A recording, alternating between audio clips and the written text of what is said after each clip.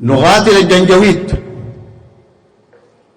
وسنقاتلهم وسنقاتلهم حتى النهاية.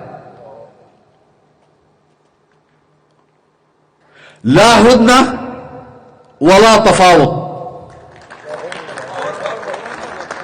حربا حتى النصر.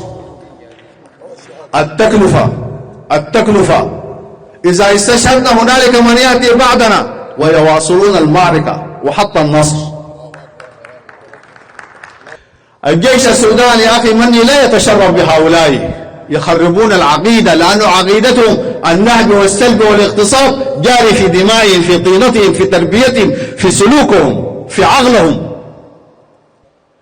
بالشعارات التي يرفعها الآن ويرفعون رواد هذه الحرب، يرفعون من أشعل هذه الحرب، يتحدثون عن إن هنالك الدولة 56 فهم يقاتلون في هذه الدولة.